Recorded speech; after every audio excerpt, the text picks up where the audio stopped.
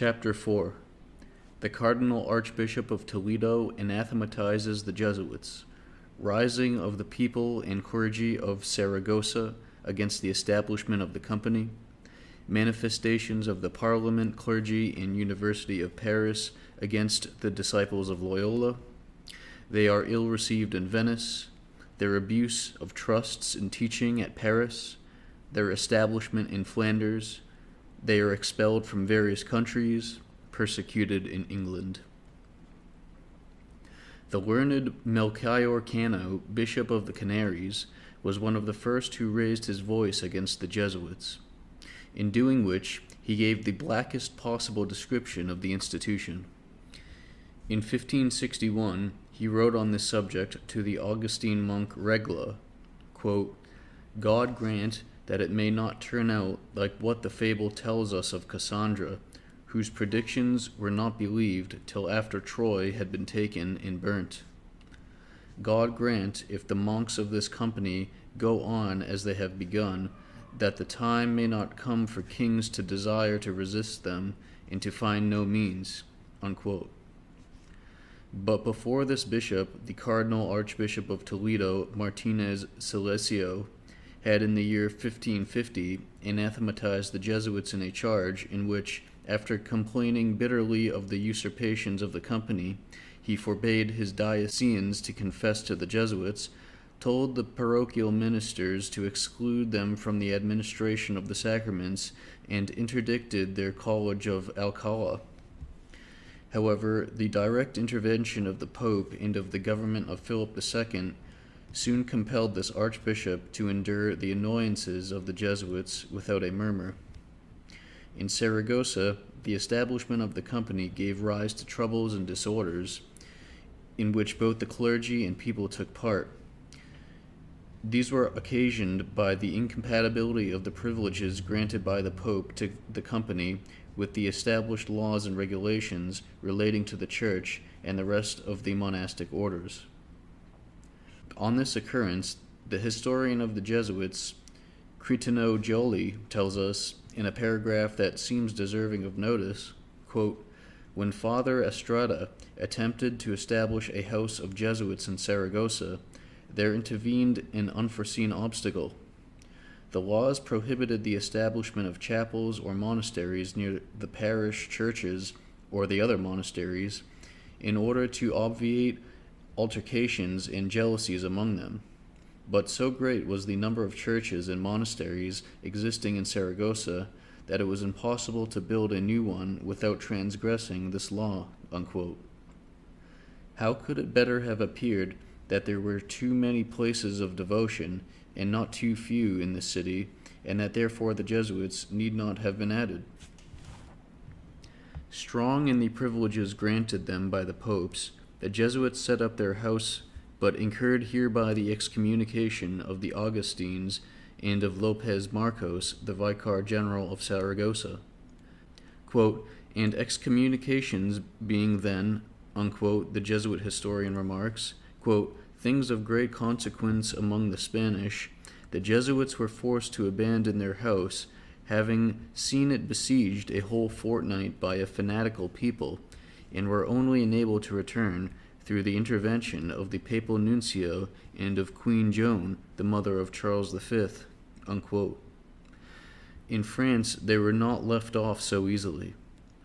There the reigning sovereign was Henry II, who authorized the company to establish itself in Paris.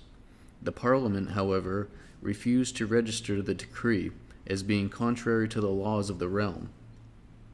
The Procurator General and the Advocates General summed up the report, stating that they besought the Parliament to claim that the decree should not pass or be sanctioned, because the new institution would be prejudicial to the monarch, to the state, and to the hierarchy.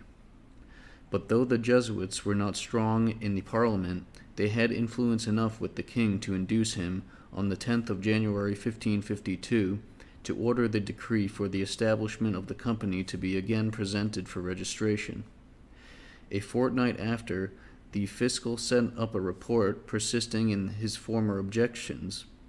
The Parliament obtained that the matter should rest, but 2 years afterwards they arranged that, before they registered the bulls and decrees relating to the Jesuits, a hearing should be given on the subject to the Bishop of Paris and the theological faculty.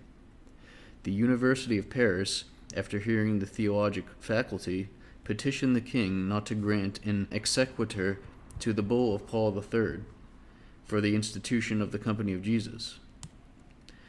The Bishop of Paris did the like, and told the king, among other things, quote, "As they allege that the said company is established in order to convert Turks and infidels, we think it ought to establish its houses near these, and not in the center of Christendom.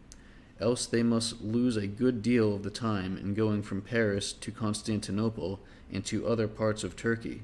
Unquote. The conclusions of the Faculty of Theology, dated Paris the 1st of December 1554, say, among other things, quote, "This new society, which arrogates to itself the unusual title of Company of Jesus, and which receives so freely into its bosom all classes of persons, however criminal and disreputable, this society, to which have been conceded so many privileges and licenses to the prejudice of the hierarchy of the other orders, the temporal lords, the universities, and lastly, the people, this society appears to derogate from the honor of the monastic condition, and completely invalidates the pious and necessarily painful exercise of all virtue, abstinence, and austerity. It gives occasion to an unbridled abandonment of the religious orders, and withdraws people from the obedience and submission due to the ordinances. It unjustly deprives of their rights the lords temporal and spiritual, and involves the overthrow of both these orders. It gives rise to complaints among the people, and to many lawsuits, debates, contentions, jealousies, schisms, and divisions. On which grounds, after mature deliberation, we conclude that this society appears to us perilous to the faith, suited to disturb the peace of the Church, and to destroy the monastic order, and more calculated altogether to subvert than to build up." Unquote. This severe condemnation of the company was followed by the prohibition which the Bishop of Paris imposed upon its members from exercising their ministry in his diocese. His example was imitated by all the French bishops resident in Paris. The Parliament solicited information not only from the theological faculty, but from all the faculties, which declared unanimously against the Jesuits, declaring in the August of the same year, quote, "The company is fit for nothing but to impose on a great variety of persons, fools especially.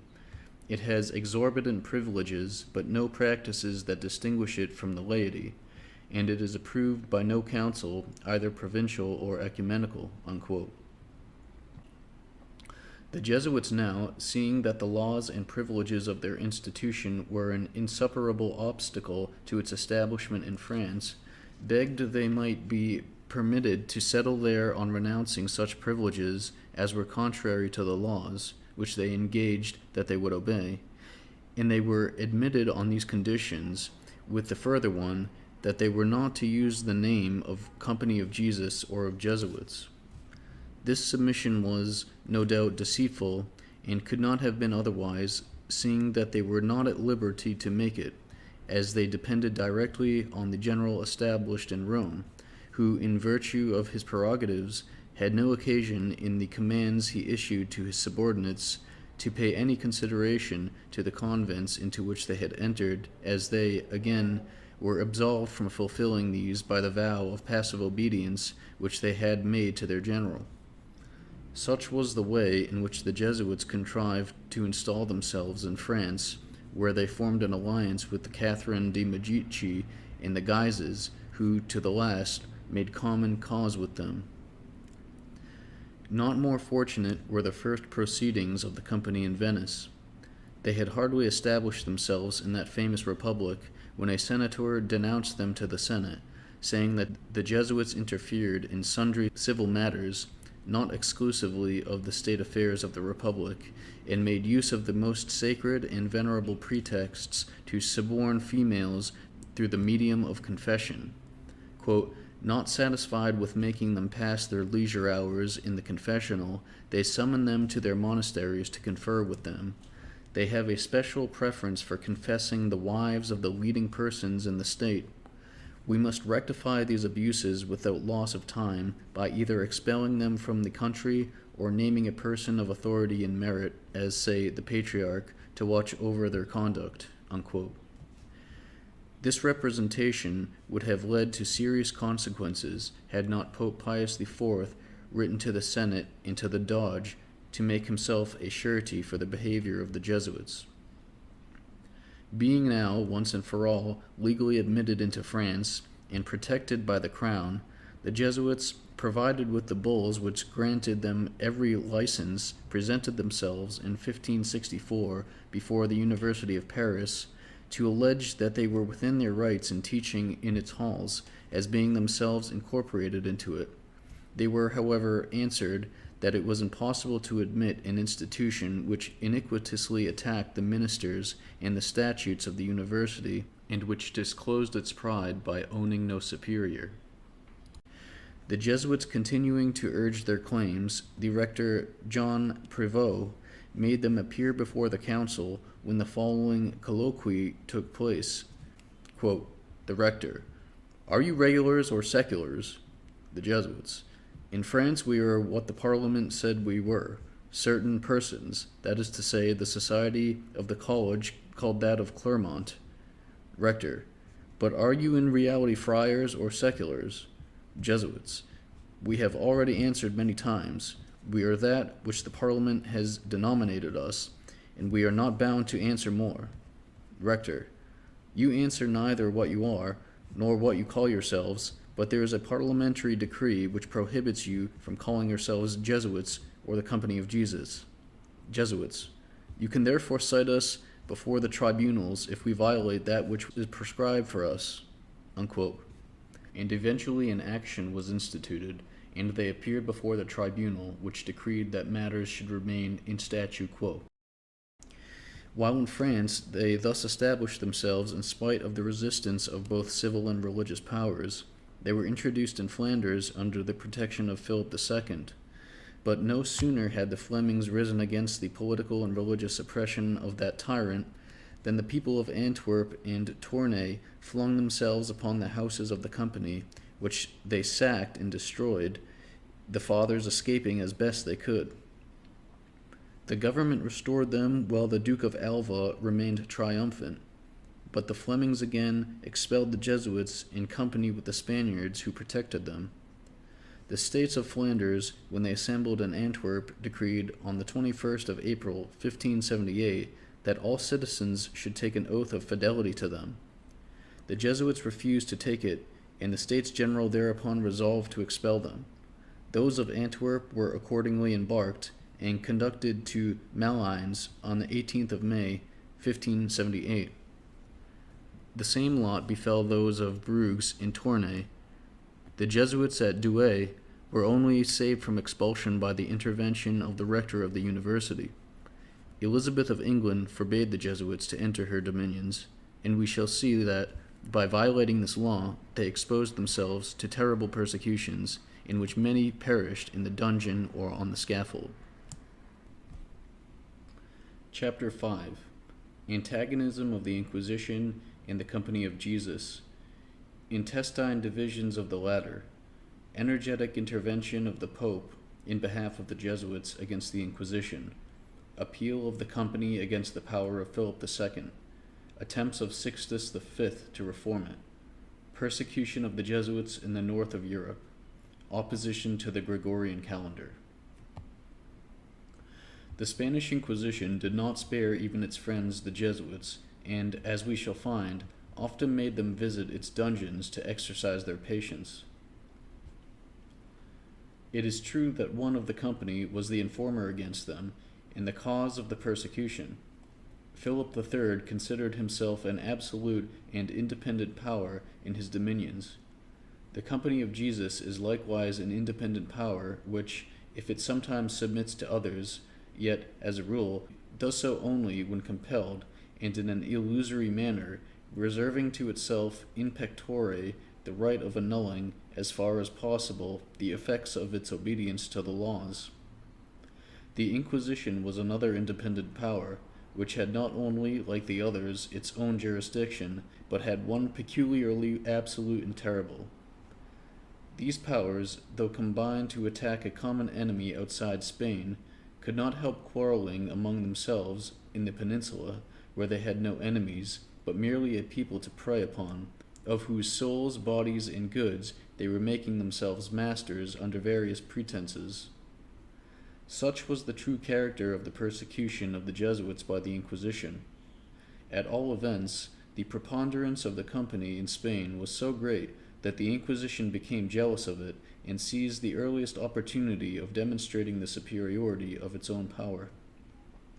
Prosperity is the mother of pride, and this fact was soon exemplified among the Jesuits, in spite of their vows of passive obedience and poverty.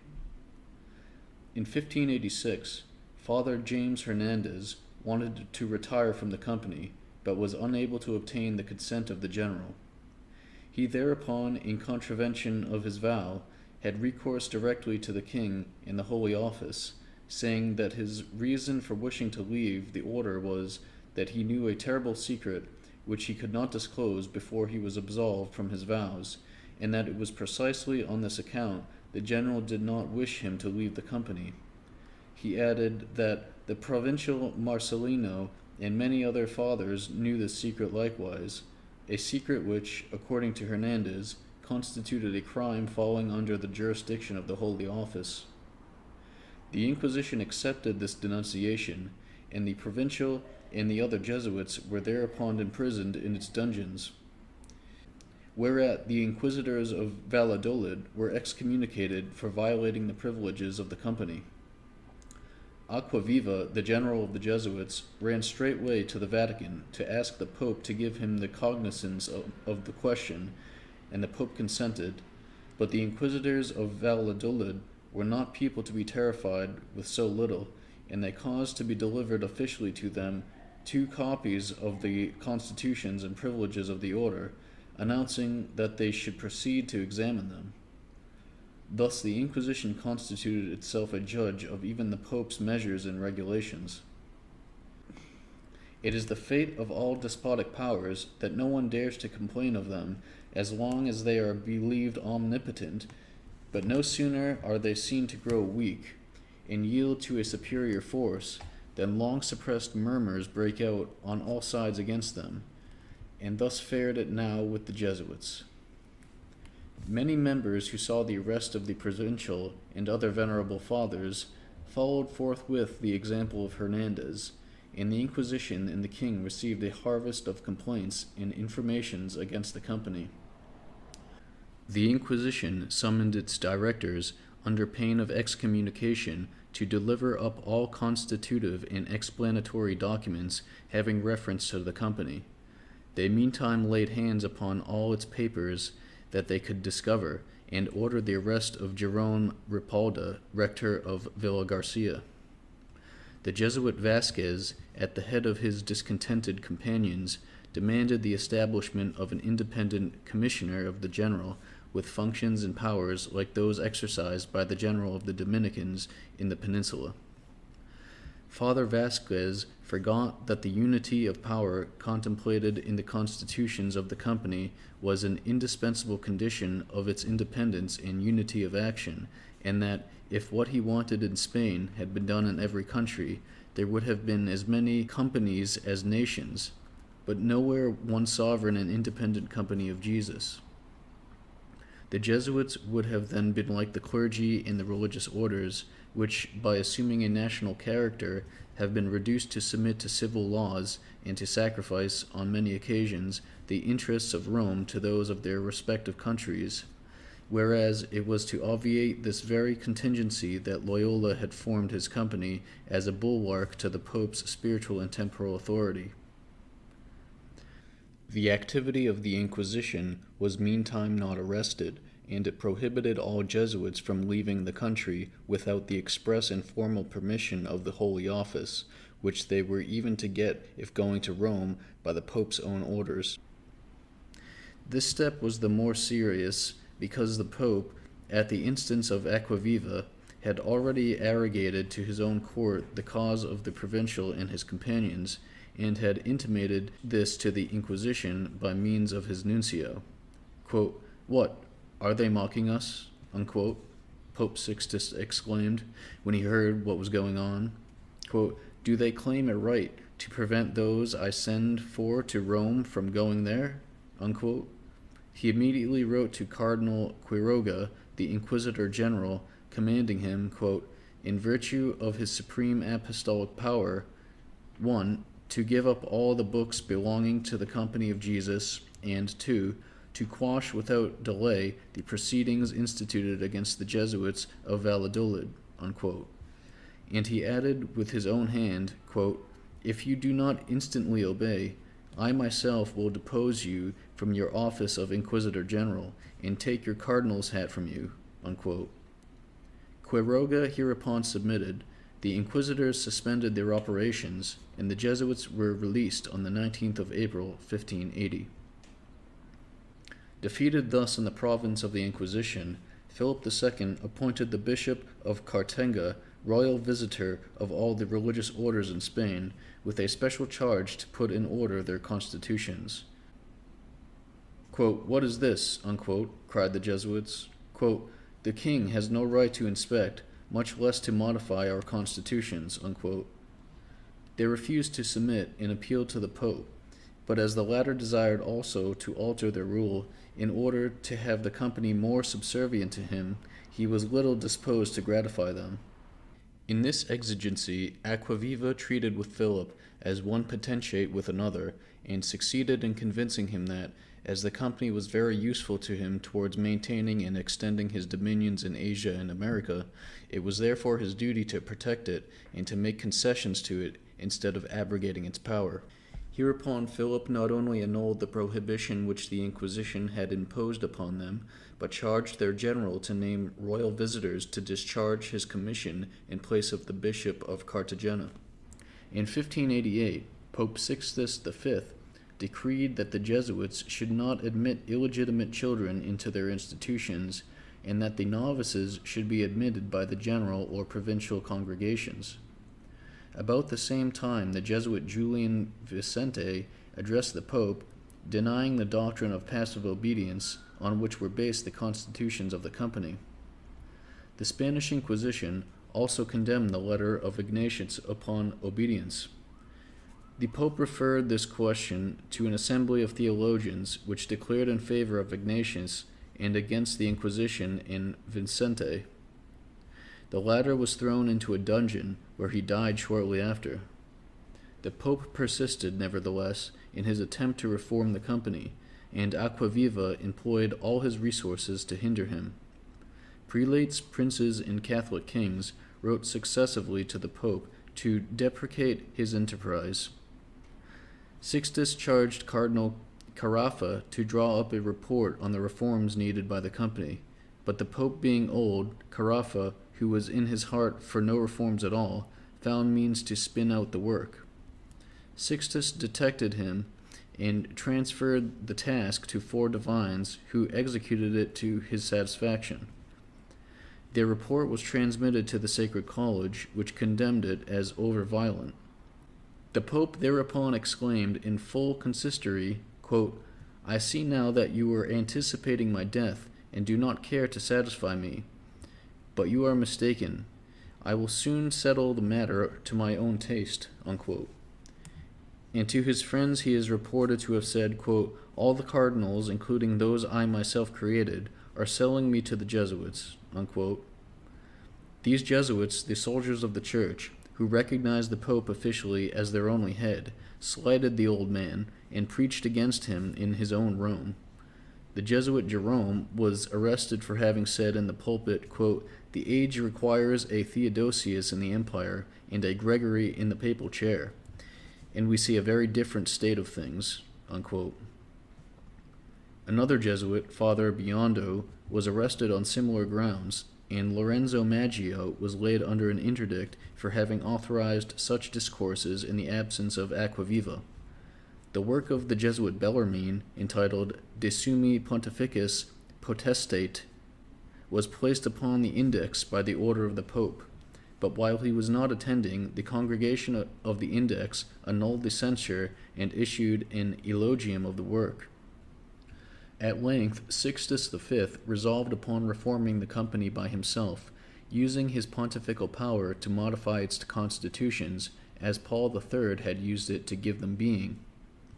The first thing that disgusted him about it was its name. Quote, "Company of Jesus," unquote, he exclaimed. Quote, "What manner of men are these, that we are not to name them without taking off our hats?" Unquote. And at other times he added that, quote, "It was an affront to the monastic orders, and a pretension offensive to Jesus Christ, whose sacred name ought not to be brought forward and bandied about in courts of justice," unquote.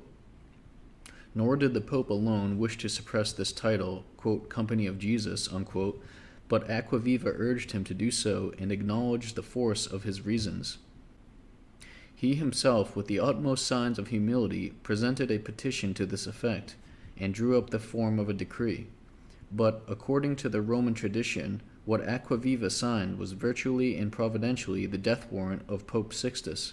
On going out of the Quirinal, the general of the Jesuits, who had handed the decree to the Pope, went through the novitiate of St. Andrew and recommended the novices to perform a novena to avert the tempest which was impending over the company. This celebration commenced, and on the last day, at the moment when the bell of St. Andrew was calling the novices to the litany, Pope Sixtus died. To this day, whenever a pope is ill and the bells of the company's church are ringing, people say, quote, "The bells of the company are sounding for the litany, the pope must be dying," unquote. The company preserved its name, and the populace of Rome overthrew the statute of Sixtus V as soon as it heard of his death. In the north of Europe, the Jesuits were persecuted towards the end of the 16th century. Their convents were, in many cities, sacked by the people, and from some others they were thrust out. In Transylvania, the government expelled them, and, in consequence of their support of the Gregorian calendar, the populace rose against them and cruelly maltreated them. This opposition to the calendar was, however, a mere pretext or prejudice. The calendar was hated as the work of the Pope and Jesuits, and on it fell the condemnation which had been inspired by its promoters. In Bohemia, Alsace, Hungary, and other countries, a true arming of the people took place against the dispersed Jesuits. This, like nearly all revolutions, even those that have been most important, took its rise from a very vulgar cause. In 1584, the Senate of Augsburg adopted the Gregorian calendar and ordered it to be observed, which made Lent come earlier. The butchers of the city, who had not reckoned upon the fast coming so soon, and whose trade was seriously injured by it, rose and avenged themselves by selling no meat to the Catholics at Easter. The Senate took measures to secure a supply, but the butchers thereupon attacked the Jesuit monastery in order to indemnify themselves with its spoils. Fortunately for the fathers, a woman plunged into the midst of the concourse, crying out that the Duke of Bavaria was entering the city with 500 horsemen, whereupon the crowd dispersed, and the Jesuits made good a retreat. In other parts, the fathers of the company did not get off so well. The Senate of Riga enjoined the use of the Gregorian calendar, but the people rose on the night of the 24th of December, 1584, not against the Senate, but against the Jesuits, and sacked their monasteries at the very time they were saying matins. In the country, the people no sooner heard what had passed in Augsburg and Riga than they followed their example in crying, quote, "Down with the Jesuits in the calendar," unquote. The mixing up of civil and religious questions, of matters of conscience and those purely civil, so that the sin and fault on each ground were made equal, proved at this time, as they always have been, a source of infinite mischief, such as can only be averted by a complete separation of the temporal and spiritual jurisdictions. A Senate decreeing that on one day meat must be sold and on another day fish, and thus converting religious precepts into civil laws, must expect resistance from a people with whose customs it interferes in so arbitrary a way. Chapter 6. The Jesuits take part in the Wars of the League, Attempt of Berryer upon Henry IV, complicity of the Jesuits, attempted crime of John Chastel, imprisonment of the Jesuits, torture of Guéret, execution of Father Gugenart, murder of Henry IV by the Jesuit Ravaillac, general and historical reflections of tyrannicide, authorities, reestablishment of the Jesuits in France, murder of William of Orange, insurrection at Prague against the Jesuits, their expulsion from Venice, their return. The League, or Holy Union, which was formed by the Guises and Jesuits in France, and became so famous in the history of the civil and religious wars of the 16th century, furnished a great theater on which the Company of Jesus displayed their capacities and resources. They sent out preachers, rioters, rebels, regicides, tribunes, soldiers, barricade makers, governors, and ambassadors, showing on all occasions, and in all these different functions, many qualities that were really extraordinary. Henry III was much disgusted by the part which the Jesuits took in these contests. Quote, as the company, unquote, says Stephen Pasquier, quote, had a cutting speech and was composed of a great variety of members, some fitted to use the pen and others the cudgel. There was among them a certain Father Henry Salmier, a resolute man, and disposed for adventures of all kinds, who in 1581 was sent as an envoy to many Catholic princes to try the ground, and in very truth they could not have chosen a more competent person, for he changed his dress and appearance as the chameleon changes color, and could play the parts of friar, parish minister, and country bumpkin with equal address. In the meantime, Claude Matteo, who was called the courier of the League, had gone many times to Rome to solicit Gregory XIII for a public and unreserved support of the Holy League, but this pope, though willing to serve the confederacy by underhand means, was still anxious to save appearances as regarded the King of France, who was himself as much an enemy of the League as of the Huguenots. Hence, it was that he complained bitterly of the activity and ardor which the Jesuits, under a religious pretext, manifested in a question which was substantially political. Henry III furthermore demanded of Aquaviva, through the nuncio, that in future the superiors of all Jesuits' colleges in France should themselves be Frenchmen. But Aquaviva wrote to the provincial of France to confirm him in his post, though he was not a Frenchman, and observed that, if the difficulty of finding persons of suitable capacity to be provincials was to be heightened by the condition that they must be natives of their respective provinces, the inconvenience would be enormous. He added that the Jesuits had no business to mix themselves up in temporal matters, and that he was ready to proceed severely against any of them who did not fulfill his duties. Just as if the Jesuits could have taken part in the League in any other way than by the command of their superiors.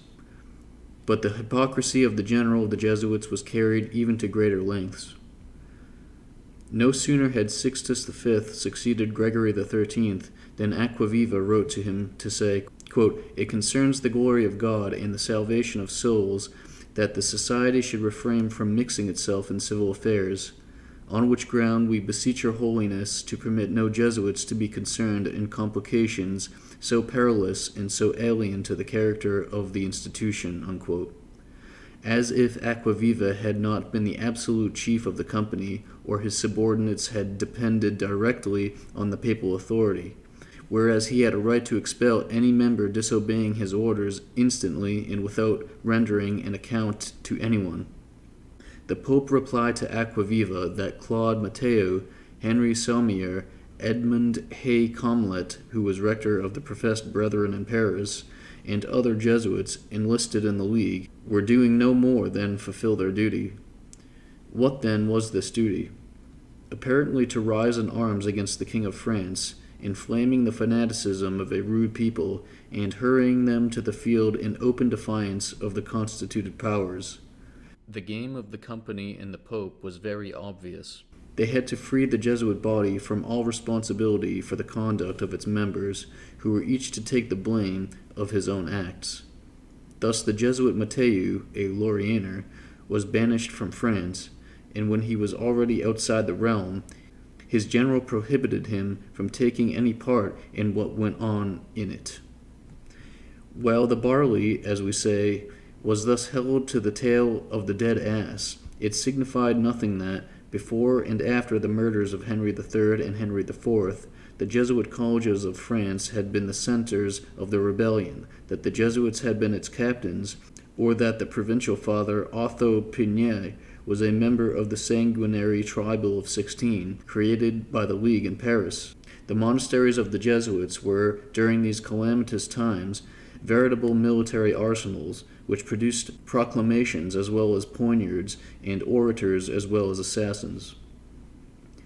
Barriere, incited by the Capuchins and the Jesuits, attempted to murder Henry IV, but paid the penalty of his life, and when the king entered Paris, already a convert to Catholicism, all the religious bodies, except the Jesuits, took an oath of allegiance to him. The king demanded of the Parliament and University report upon the rebellion of the Company of Jesus, against which, although it was certainly in the right from a Catholic Church point of view, a sentence was decreed of expulsion from the kingdom. We say the Jesuits were thus in the right because, the king having been excommunicated by the Pope, no good Catholic should have vowed obedience to or entered into any relations with him until the Pope had removed the interdict.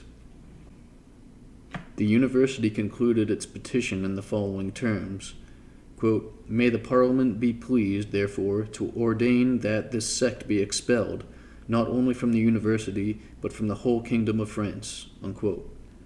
The Parliament, in a full meeting, gave audience to both parties on the 12th, 13th, and 16th of July, but before the sentence was pronounced, John Chastel, a disciple of the company and a youth of 19, made an attempt to assassinate the king, who, however, having stooped in performing a salutation, had the luck to receive the thrust in his mouth instead of in his heart. This culprit, having been put to the torture, declared that the Jesuit Guéret was his professor, and that he had studied in the monastery of the company, but that for the crime he alone was answerable. The Parliament ordained immediately that the houses of the Jesuits should be searched, and they found in the College of Clermont various written documents adverse to the dignity of kings, and to Henry III more particularly. The Jesuits were hereupon all seized, many in the Consigliere, and others in the College of Clermont, and the tribunal ordered, in an appendix to the sentence of Chastel, that they should all quit Paris within 3 days, and France within 15, under pain of being hanged if they remained longer within these limits. Chastel had stabbed the king on the 27th of December, and was quartered on the 29th. Among the papers found in possession of the Jesuits was a manuscript pamphlet written by Father Gugenard, the librarian of the house, which contained some such amenities as the following. Quote, "Shall we call him Nero, Sardanapalus of France, or Hog of Béarn?" Unquote. And again, quote, "The crown of France may and ought to be transferred to another family than the Bourbons, and the Barnese, although now converted to the Catholic religion, will be treated more kindly than he deserves if they give him a monk's crown in some reformed and severely regulated monastery. If he cannot be deposed without a war, let the war come, and if not by means of the war, let him be murdered." Unquote. For having written these lines, Father Gugenard was put to death by order of the incensed Parliament. He had been summoned before it on the 25th of January, 1575, together with the regicide. Under the torment, Guéret had confessed nothing, and the fiscal was contented to demand his expulsion from the kingdom. This functionary has left a written account of his imprisonment and tortures, from which we extract the following lines. Quote, "On the 7th of January, 1595, at 11 a.m., he was called and conducted to the Tower of the Question, in which were seated 4 counselors, the scribe, and some other persons. He was questioned as before, and replied without adding any new particulars. The eldest of his examiners said the tribunal required him to be put to the torture. The prisoner knelt and offered up a short prayer. He sat down again, and took off his shoes, without accepting any assistance from the ministers of justice, to whom he said that he was accustomed to wait upon himself. While they applied to him the torture of the 2 wedges and a half, which is one of the severest, he kept commending himself to God, and offering prayers, some oral and some mental. The counsellor interrupted him by exhortations to speak the truth, but he persisted in replying that he had spoken it, and would not tell a falsehood to escape any torment in the world. They might do with him whatever God permitted, for he was in God's hands. While this was going on, another of the judges could hardly refrain from sobs of compassion. When they had made an end of torturing him, the judges retired from the tower, and the ministers of justice unfastened the cords from the feet of the victim, asking pardon of him and saying they were convinced of his innocence." Unquote. The tribunal condemned Father Gugenard to be hanged in the marketplace, and his body reduced to ashes. The sentence was executed on the same day. The Parliament ordered a pyramid to be erected in front of the tribunal, on the 4 faces of which were engraven inscriptions like the following, quote, "A detestable parricide, imbued with the pestilent heresy of the most pernicious sect of the Jesuits, who lately, covering the most abominable deeds with the cloak of piety, have publicly taught the assassination of kings, the anointed of the Lord. This parricide attempted to murder Henry IV." Unquote. This pyramid was constructed with the proceeds of the confiscated goods of the Jesuits after the expenses of the trial had been paid. That which Barrier and Chastel had failed to do was accomplished by the dagger of the Jesuit Ravaillac, who succeeded in killing Henry IV. The above and other like crimes committed by Jesuits, or else under their instigation, have been considered by their adversaries as necessary consequences of their principles and of the doctrine of regicide, which was publicly maintained by 12 or 15 of their principal writers. The Jesuits, on the other hand, have defended themselves, alleging that it is much rather their adversaries who have propagated and practiced the doctrine than they. Thus Cretineau Joly says, quote, "St. Thomas, St. Bonaventura, St. Antonine, the Archbishop of Florence, St. Raymond of Penaflor, the general of the Dominicans, and St. Bernard, the last father of the Church, have all professed and sanctioned the doctrine of tyrannicide. The Thomists, in their halls and in their works of theology, have elaborately enlarged on this topic. St. Thomas said, quote, "If no recourse can be had to authority to do justice on the usurper, he who slays him saves the country and deserves a recompense." Unquote. Gerson, a chancellor of the Church of Paris, speaking in the name of the university, defined the tyrant as follows, quote, "The prince is a tyrant when he overloads the people with contributions and tributes, and when he opposes associations and the progress of letters." Unquote. And he proceeds to threaten that he will see a fearful persecution with fire and sword befall himself and his offspring. John Mayer, a doctor of the Sorbonne, had said before 1540, quote, "The king receives his power from the people, and the people, when a reasonable cause supervenes, have a right to deprive him of it." Henry III was murdered by the Dominican James Clement on the 1st of August, 1589, and on the 4th of January in the same year, the Sorbonne had proceeded to excommunicate that tyrannical king and those who prayed for him, to which function they commissioned Cardinal Gondi, the Bishop of Paris, as 3 days after the Sorbonne and the theologic faculty, having assembled to the number of 70 doctors, released all the vassals of the tyrant from their oath of obedience and fidelity. Unquote. The Parliament of Toulouse, unquote, Father Joly continues to observe, quote, "adheres no less to the principle of regicide than does the university. On the 25th of August, 1589, after hearing of the murder of Henry III, by James Clement, it decreed as follows, quote, "The Parliament, in full assembly, having been made aware of the strange, frightful, and sanguinary death which occurred on the first day of this month, has exhorted and exhorts all bishops and pastors to offer thanks to God in their several churches for the favor he has bestowed upon us in delivering Paris and other cities of the realm. And it has ordained and ordains that every year on the 1st of August there shall take place a procession and public supplications in recognition of the blessing God has granted us." Unquote. The College of Advocates of Paris did not remain behindhand, but one of their luminaries, Charles Dumoulin, says, quote, "No relations whatever ought to be maintained with tyrants, and slaying them is a meritorious action." Unquote.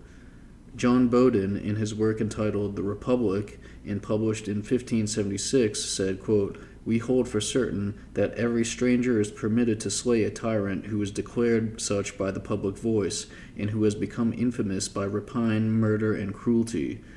Unquote, unquote. The same historian of the Jesuits, after expounding as above the theory of regicide professed before the company and outside of it, explains as follows the way in which his brethren understood it. Quote, "They distinguished in the school two sorts of tyrants, namely, from usurpation and from administration. The usurper, properly so called, and the rightful sovereign who abuses his authority to work the ruin of the people. When the privileges of kings and people were not yet defined with precision, it was in compendiums of theology and works of jurisprudence that those political codes were shut up, which the excited temper of the Leaguers now commended to the comments of the vulgar, but which, at their origin, were written to serve as a theme for the ecclesiastical jurisdictions. The animosities favored by party giddiness turned to account this double-edged weapon against heresy.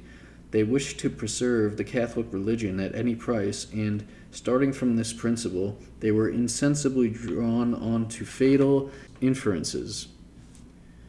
14 fathers of the company, all eminent divines, have in various works discussed, scrutinized, and professed the doctrine which was taught in the schools, and their names are Manuel Sa, Valencia.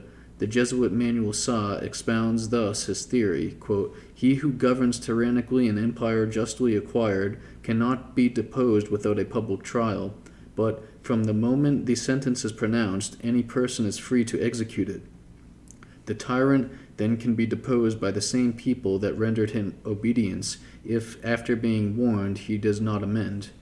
As for him who tyrannically invades authority, he may be assassinated if no other course remains open by any man of another people as a public enemy." Unquote, unquote. We know nothing more logically defective than this theory of the Jesuit Sa. When has it been found possible that a tyrant should be judged publicly if he has not first been deposed by a revolution? And if the people have been strong enough to depose him, what good is there in their killing one who has ceased to be a tyrant? The logical course in this theory of tyrannicide would be to justify the assassination by anyone who had courage and means to perform it, setting out from the principle of self-defense and of the public good, and considering the impossibility of deposing the tyrant by legal means. Another flaw in the Jesuit's logic consists in his supposing that when the tyrant is an usurper who arrogates authority without having any right to it, it is the members of foreign nations who are entitled to kill him. Why not rather the persons who are oppressed with a double injustice, inasmuch as their tyrant is burdened with the crime of usurpation? Why does the Jesuit allow to a foreigner who has not suffered under the tyranny the right which he denies to its victims? At all events, the result of the arguments of the Jesuits in their quotations is that in all times, and for all classes of persons, that love of liberty which is innate in man, and that hatred of tyranny which, in the name of liberty, demands its condemnation, have inspired the doctrine of tyrannicide, though it has often been applied to the least tyrannical kings, as to Henry IV of France, for instance. It also appears that the Jesuits, living under a vow of passive obedience, renouncing their own personality and being citizens of no nation, but members of a united body diffused in all nations, have less right than anyone to condemn tyranny, although their body, in spite of its pretensions to be independent and in a manner sovereign, as not living in its own country, may have to submit unwillingly to laws and institutions adverse to its own. However, we have now seen how many Jesuits have advocated tyrannicide. It remains to show that not a few of their adversaries have adhered to the same principle. The famous Scotch churchman Knox said that it would have been right to kill Mary, Queen of Scots, and all the clergy and laymen who upheld her because they strove to oppose the gospel of Jesus Christ.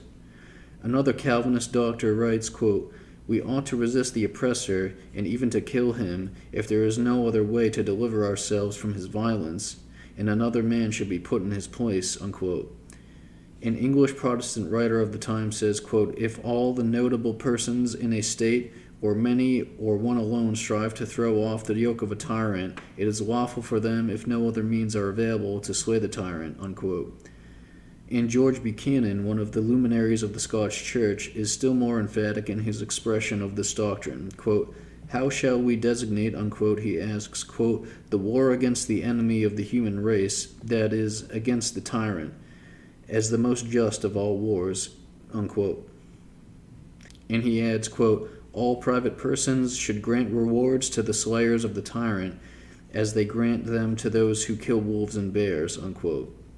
The 7th book of his History of Scotland contains the following passage, quote, "A tyrant is a fair mark for the indignation of all mankind, and against him should they direct all their weapons and arrows," unquote. We might multiply such quotations indefinitely, but the above will be sufficient for our present purposes. Let us return to the history of the Jesuits and their persecutions. In 1603, Henry IV permitted the re-establishment of the Jesuits in France, but the Parliament opposed it and told the king, among other points, that, quote, "The establishment of this supposed order, the Company of Jesus, has been censured as pernicious by the other ecclesiastical orders, and the whole Sorbonne has declared that it was instituted to subvert and not to edify. And although the Assembly of the Clergy, convened in 1561, approved it, yet this was with so many conditions and provisos that if the Jesuits had cared to observe them, they would never have been able to live in France. Under this covenant they were admitted, and by a judicial decision given in 1642, they were forbidden to use the names of Jesuits or Company of Jesus. Nevertheless, they have not ceased to use them in defiance of all civil and ecclesiastical powers, and by readmitting them you will justify their conduct. Moreover, as the name and objects of the society are universal, so also is their doctrine, wherefore they acknowledge no other superior than the Pope, to whom they swear obedience in all matters temporal and eternal, holding it for an unquestionable maxim that the Pope can excommunicate kings, and that an excommunicated king is a tyrant, against whom his people may lawfully rebel, as also that no persons pertaining to the Church may be judged for any crime, not even for high treason, inasmuch as they are not amenable to the judgment of their vassals, and that all ecclesiastics are exempt from the jurisdiction of laymen, who cannot with impunity lay blood-stained hands upon their sacred persons. This is what the Jesuits write, and they denounce whoever denies the truth of it. 2 Spanish doctors of the law have written that clerks are subject to the royal power, and one of the Jesuits' superiors has denied it, saying that the kings have no dominion over them. Your Majesty will never approve such false and erroneous maxims as these, and those who have professed ought publicly to abjure them if they wish to be admitted into the kingdom. If they will not consent, why should you tolerate them here? Remember, sire, that Barriere, I tremble when I pronounce his name, was instructed by the Jesuit Varade, and confessed that he had received the communion under an oath to assassinate you, and that, when he had miscarried in the enterprise, other hands brought to the field the viper that, in part, achieved what he had designed. What imminent catastrophe may we not fear when we remember his detestable and disloyal actions? What rest can we expect in our days if we must pass them in continual apprehensions for your life? Would it not be impiety in you to foresee the danger and yet to be drawn towards it? The Jesuits say that their past offenses ought to be forgotten, as we forget those of other monastic orders, who are no less culpable than they. But if, in the other orders, offenses have been committed, Yet they have not been, like the Jesuits' offenses, universal. Individuals in the other orders have perpetrated crimes, but the Jesuits have all acted with one consent in their rebellions. If we are allowed to speak of any foreign affairs, we will venture to remind you of a lamentable example which is presented by the history of Portugal.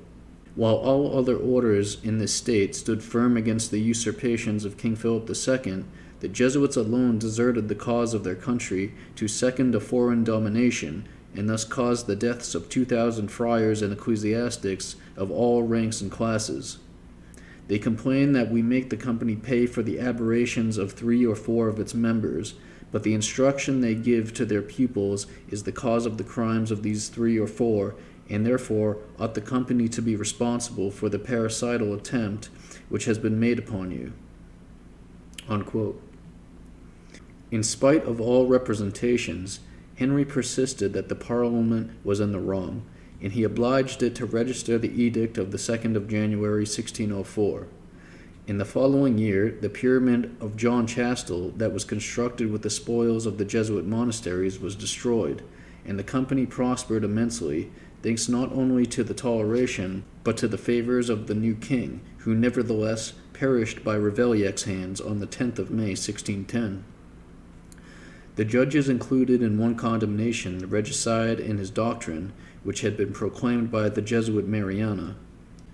Ravaillac atoned for the king's death by his own, and the Book of Mariana was burned by order of the Parliament on the 8th of June 1610, while the preachers throughout the land were loud in their denunciations of the Jesuits. Yet Louis XIII, who inherited the crown of the victim, protected the company most strenuously and readmitted it into the kingdom in spite of the Parliament unconditionally.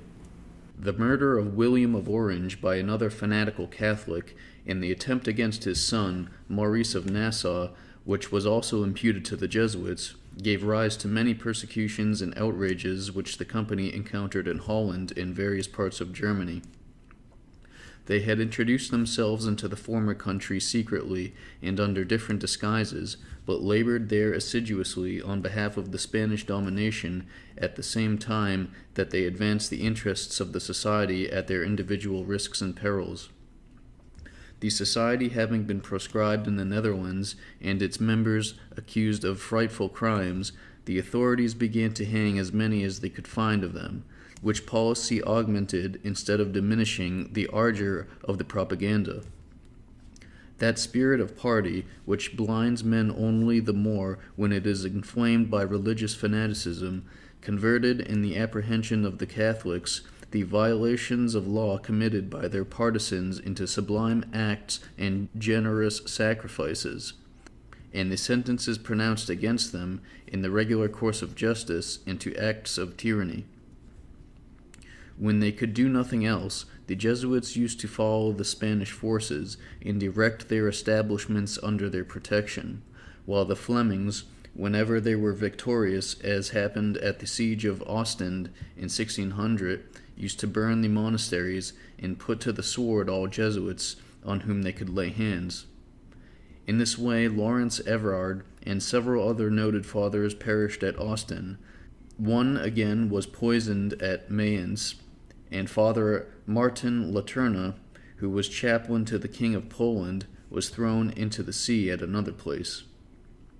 In Cologne, some Calvinists and other sectarians who were arrested accused the Jesuits as authors of their persecution, whereupon their sympathizers, on the night of the 11th of July, 1611, roused the people to release the prisoners, attacked the Jesuits whom they encountered, and stormed their monastery. They there murdered Father Bebbins and seized his companions, whom they dragged to the town hall to massacre them. They were intimidated, however, by one of the number declaring himself a Frenchman and threatening them with the vengeance of his countrymen. This incident gave time for the arrival of some Catholic forces, by whom the prisoners had the luck to be reinstated in their already plundered monastery. Quote, "The life of the Jesuits," unquote, their historian says, quote, "is a warfare," unquote, and we cannot be surprised at what they have suffered in it. The Senate of Venice was excommunicated by Pope Paul IV on the 17th of April 1606, but the government of the Commonwealth exercised its rights in prohibiting the publication of the Roman decrees under the severest penalties. The majority of the clergy obeyed this edict, but the Jesuits set it at defiance in conformity with their habit of counting civil law a dead letter whenever it is repugnant to the Pope's authority. On the 10th of May, they appeared before the Senate, which decreed their immediate expulsion, and they were actually taken out of Venice 2 hours after the ensuing midnight. The people crowded to witness their embarkation, and when the superior of the company solicited a blessing from the Vicar Patriarch, who had taken possession of his church in the name of the Republic, the bystanders shouted, quote, "Go with a mischance," unquote. The manner of the expulsion is described as follows. Quote, "At the hour of the Angelus, the gondolas arrived, and we put within them the few articles we were allowed to remove, the officers who had been sent to watch not withdrawing their eyes a moment from us. Afterwards arrived the vicar with the administrators. We recited our litanies and travelers' prayers to obtain a successful journey, and we turned our steps to the gondolas. All the quarter was filled with our friends, who were deploring our departure, but none of them was allowed to come near us. Dispersed in 4 barks and seated amongst the soldiers who guarded us, we were carried out of Venice," unquote. The Jesuits did no more than their duty, as such, in infringing the civil laws to obey the Pope, but it is impossible not to recognize the right of the Venetian government to make its laws respected by all persons residing within its territory. They must otherwise have renounced the national independence and, of course, disgraced their country. But meanwhile, though the Jesuits went out of Venice, the seed remained behind them which they had sown, and the Senate had to proceed judicially against their proselytes. The Council of Ten declared that many men had complained to them of not being treated with the respect and tenderness they were entitled to by their wives and children, whom the Jesuits had set against them by alleging that they were excommunicated by the Pope.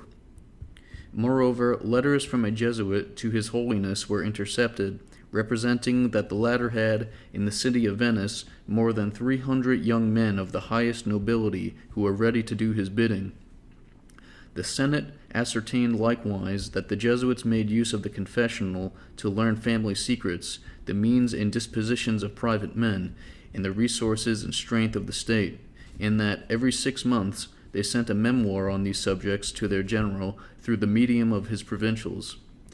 After their expulsion from Padua and Bergamo, numerous letters were found in their dwellings which they had not had time to burn, and which justified the charges that had been brought against them. The government, therefore, on the 11th of July, 1606, decreed the perpetual expulsion of the Company of Jesus from the territories of the Republic, and that they were never to be readmitted without an unanimous vote of the Senate. Nor was such a measure even to be proposed, except through a commission of 6 senators, of whom 5 at least must adhere to it, nor without a previous reading of the complaints and charges on which their expulsion had been founded. On the 18th of August, the Council of Ten enacted that no one should receive letters from the Jesuits under pain of fine, banishment, or imprisonment in a fortress. The confiscated property of the company was to be employed in works of piety. But the Jesuits made good of their return to Venice in spite of all these precautions. On the 27th of January, 1657, the Pope wrote to the Doge, etc., saying, quote, "Dear children and noble personages, salutation and apostolical benediction. Your greatnesses have filled with true joy my heart and mind by the letters in which you intimate to me that you have received into your city and dominions the religious men of the Company of Jesus. We hope that your city will derive abundant and salutary fruits from these religious men who are good and faithful servants of Jesus Christ, and that they will encompass your flourishing city with a new defense and a new wall, by instructing your youth for its greater advantage and for God's glory." Unquote. On the same day that the Pope wrote this to Venice, the general of the order wrote to his provincials, quote, "They admit us unconditionally," unquote. The Republic of Venice subsequently lost its wealth and independence, and the Jesuits, on whose readmission the Pope had congratulated them, saying they would be a wall and a defense to the Republic, became the instruments of Austrian oppression. They were not finally expelled until Venice had been united to the new kingdom of Italy. Burnings of monasteries and colleges, murders of individual Jesuits, proscriptions and expulsions en masse, all failed to prevent the company, which had numbered but 7 members at the death of its second general Acquaviva, from including at a latter period 13,000 brethren dispersed in all parts of the world, and 1,550 houses or colleges divided between 33 provinces. Chapter 7. Secret entry of the Jesuits into England. Landing of parsons disguised as a naval officer. Domiciliary visits of the police, and prosecutions of the Jesuits. Execution of Father Danal in Cork. Imprisonment of Campion. Other Jesuits examined under torture. Execution of Campion and his companions. Various Jesuit missions secretly visited the British Islands, but being unable to establish therein their colleges, because it was forbidden to preach the supremacy of the Pope and the passive obedience which they alleged to be due to him, they used to pick up the children of the Catholic families and remove them to the continent, where they were taught in special colleges those maxims which they were to carry back to their native country. The English government, alarmed at the emigration of young men destined to be brought up in hatred and contempt of the laws of the land, and in obedience to a foreign sovereign, published on the 15th of July, 1580, an edict stating that, quote, "All persons having children, wards, or other young people dependent on them outside the kingdom were to declare it to their several bishops within the term of 6 days, and to bring them within 4 months back to the country. All disobeying this injunction, and continuing after the above term to send money beyond the kingdom to assist such minors, were to be liable to the penalties of high treason," unquote. As it was the Jesuits who went about hunting for young people to remove from their families, the government published another enactment prohibiting the fathers of the company from entering the realm where, quote, "they only appear," unquote. It was stated, quote, "to raise the people against their sovereign," unquote. It was added that whoever gave audience to Jesuits, seminarists, or parish priests performing masses was to be considered as an abettor and accomplice of traitors, and to be punished accordingly. Every Englishman knowing and not denouncing them was to incur the same penalties. Meantime, Queen Elizabeth lived in dread of assassination, and surrounded herself with spies and informers for the sake of security from the poignards of the Jesuits, against whom all the precautions appeared still insufficient. The Pope in the general had, in 1579, decreed, by common consent, to send a Jesuit commission to England, though well aware that they must command them to infringe the laws of that country and expose them to an almost inevitable death. Why did it not occur to these potentates that they were going to do in England that which they condemned in their own territories, and that, in the eyes of sound reason, their attempt, in spite of the laws, to establish their church where it was prohibited, was an attack on that principle of authority in whose name they themselves persecuted so cruelly at home the votaries of religions differing from their own? The Jesuits Everard Mercurian, Edward Campion, and Robert Parsons were selected to head the secret propaganda of popery in England.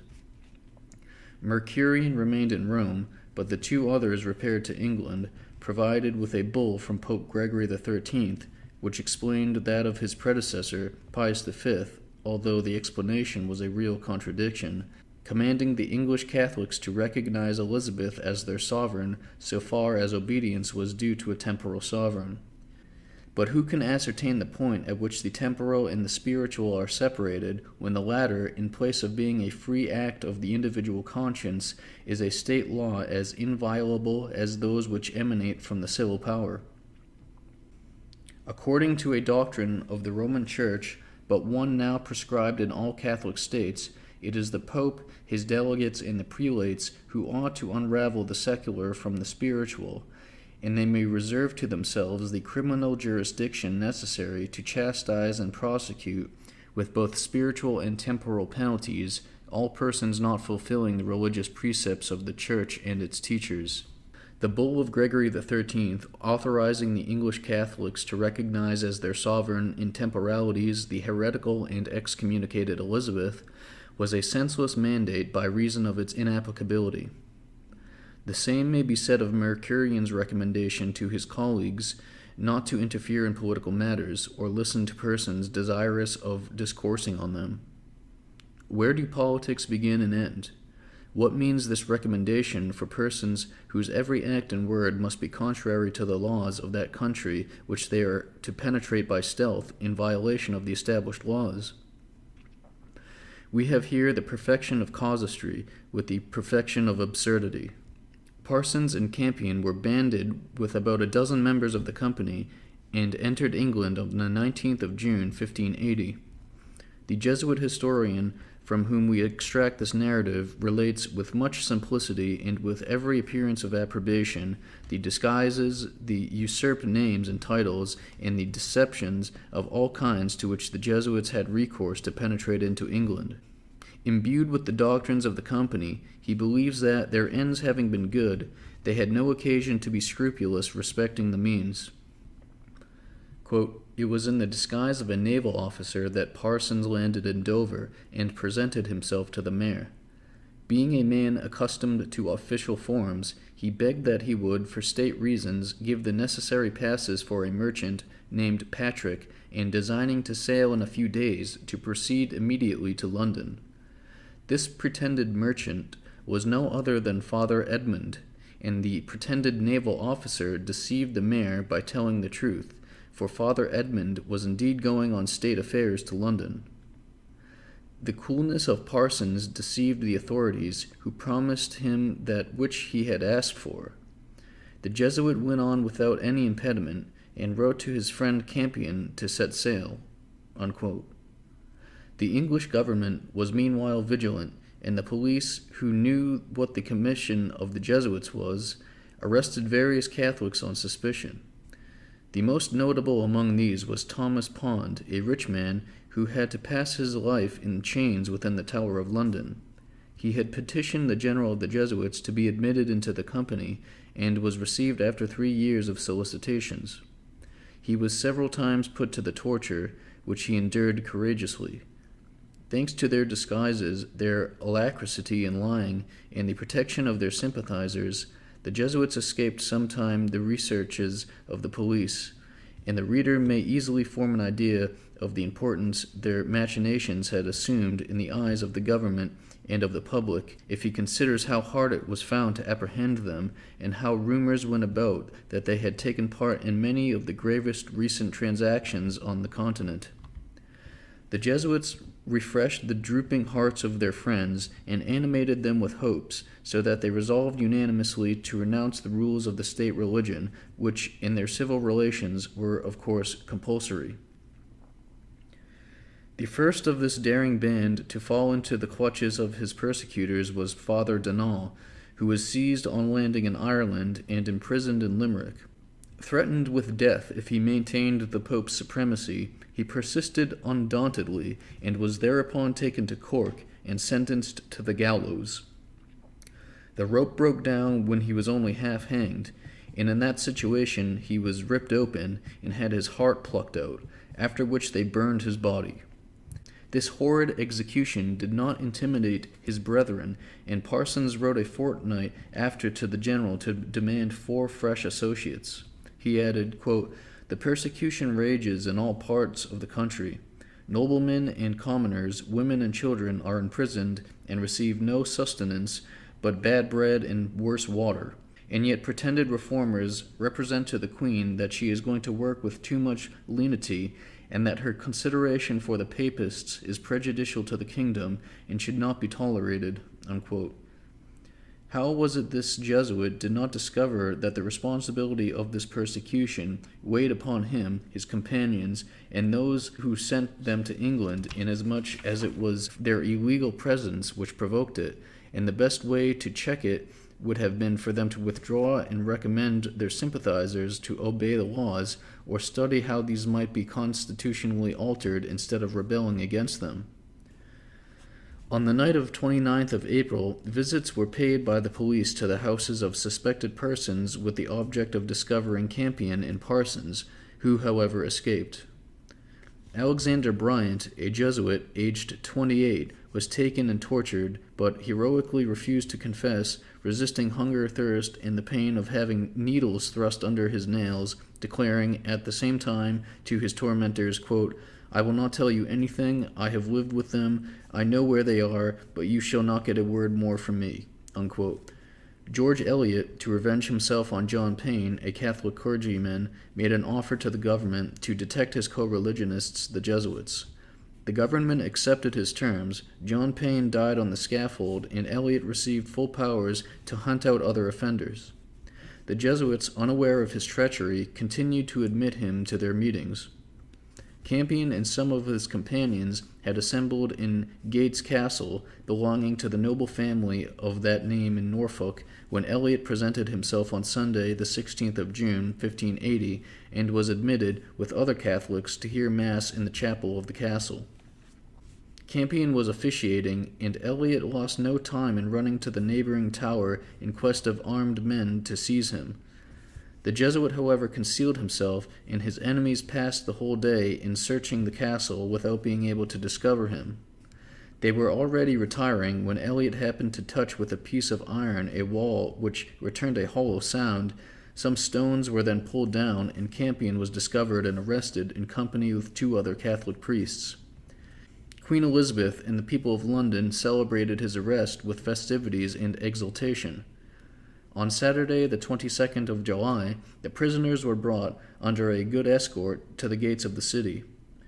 It was market time, and they were received with shouts, hootings, and execrations. Campion had his arms bound behind him, and his feet tied by a cord passing under his horse's belly, while an inscription placed upon his hat declared him to be, quote, "Edmund Campion, a seditious Jesuit," unquote. He was confined in a cell underground the Tower of London, where he could neither stand up nor lie down at full length. At the end of 9 days he was brought before the Queen herself, who offered him his life and freedom if he would abide by her commands. He replied, quote, "I shall always be your subject, but before all I am a Catholic," unquote. He was afterwards twice tortured within 1 week. At least this is asserted by the Jesuit authorities, whom we follow, but altogether denied by the English Protestant writers. He was brought to trial and invited to speak in his own defense. He showed his wounded limbs, and a judge said he had hardly been touched. He rejoined, quote, "I can tell better than you," unquote, and without further complaints proceeded to vindicate his doctrine and conduct. Another Jesuit named Sherwin stood behind him and pleaded his own cause with much eloquence. The judges said that they had in prison denounced their accomplices, but this the Jesuit historians have denied. They were again tortured, and the Spanish ambassador Bernardin de Mendoza wrote that many persons had seen the fingers of Father Campion without the nails, which had been torn out. On the 11th of November he was brought to the bar with 7 other Jesuits, and again after 2 days with 6 more. On the 26th of November, they entered for the last time the Great Hall of Westminster, and were called upon to answer the following questions, in substance, among others. Quote, 1. Ought the sentence published against the Queen in the bull of Paul III to be considered legitimate and valid? 2. Is Elizabeth a lawful queen, whom the English ought to obey, in spite of the bull of Pius V, and of any others that have been, or may hereafter be issued against her? 3. Has the Pope authority to incite the subjects of the Queen against her, and are they guilty or innocent when they obey the Pope's order? 4. If the Pope, either by a bull or a sentence, should declare the Queen excluded from the throne, and her subjects released from their oath of allegiance, and should require them to declare for him or for others, which course would the accused take and recommend to others?" Unquote.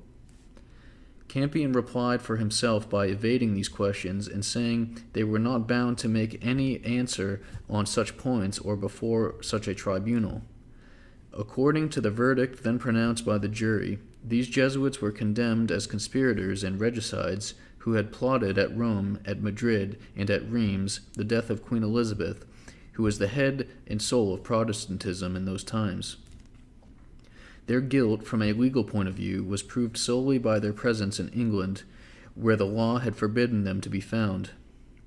But it was just for having penetrated into this prohibited country to serve their cause that they were considered by their fellow believers as heroes and martyrs, designations which can hardly be denied them, inasmuch as they knew at starting the peril they were incurring.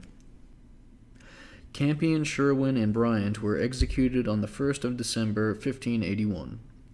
On his way to the scaffold, Campion was accosted by a preacher who said to him, quote, "Think how to die well," unquote.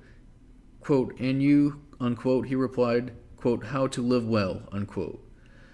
On the scaffold he addressed the public with the words, quote, "We are made a spectacle to the world, both to angels and to men," unquote. The Chancellor Noli interrupted him, saying, quote, "Instead of preaching, confess your treason, and ask the Queen's pardon," unquote. Quote, "If to be Catholic is a crime," unquote, replied the Jesuit, quote, "I proclaim myself a traitor," unquote.